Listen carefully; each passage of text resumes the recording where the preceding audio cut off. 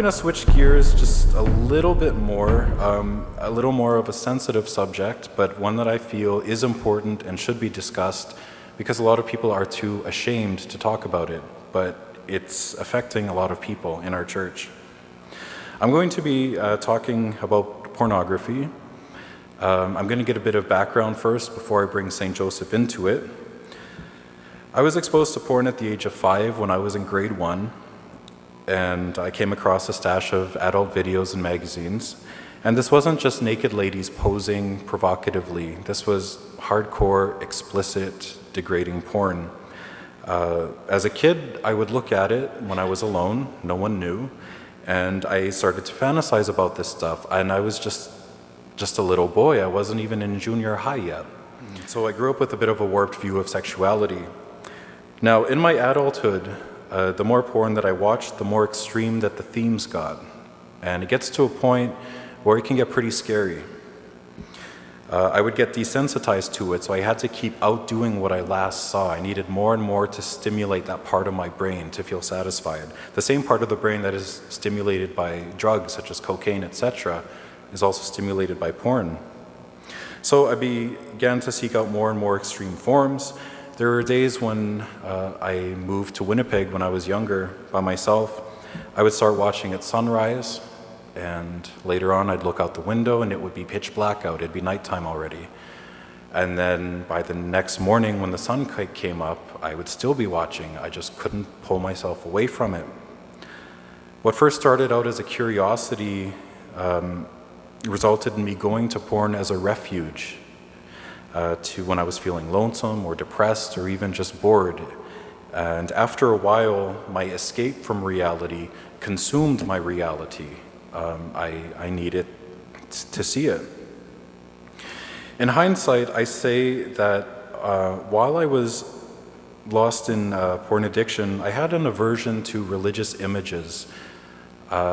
I couldn't stand to look at an image of our Blessed Mother or a crucifix or anything. I felt awful, I felt shame, I just couldn't look at it. It hurt me to look at religious images. So it's funny that I had no problem looking at what was bad for me, but I couldn't stand to look at what was good for me. So obviously there was something wrong at that point. In this way, I hid myself from God the way Adam and Eve hid themselves in the Garden of Eden. After they sinned, they were ashamed, they hid themselves. And that's what I began to do, avoiding God, avoiding the saints, avoiding our Blessed Mother. Even to this day, I'm 35, and I still struggle with it. I'll admit that openly to all of you.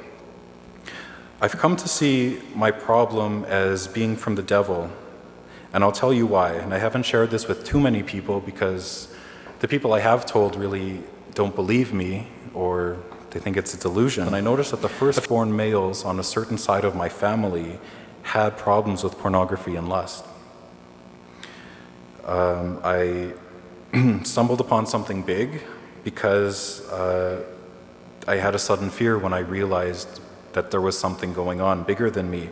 That night I had a visitor who wasn't very happy with what I discovered. This mass of shadows with the outline of spikes or quills approached me in my bedroom at night while I was lying in bed, and it jumped on my covers as I scrambled to the foot of the bed, yelling at the top of my lungs. This thing, it was not a nightmare, it was not a bad dream, because I don't dream lucid dreams. I'm a very light sleeper. I've scrutinized people who have told me when they've experienced something supernatural. It's like, okay, well, there must be an answer to this. You know, did you have too much dairy before bed? Did you watch a scary movie? Are you imagining things? Are you just freaking crazy? And the fact that it happened to me out of nowhere, then I believed that there is something a lot scarier than I that was approaching me. So this thing was as real as you are sitting before me.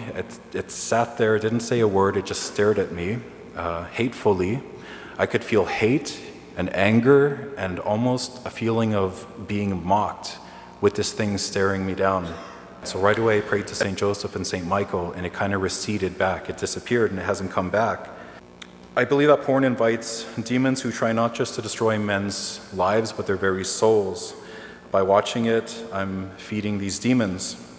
And then I think of St. Joseph. Why do I think of St. Joseph?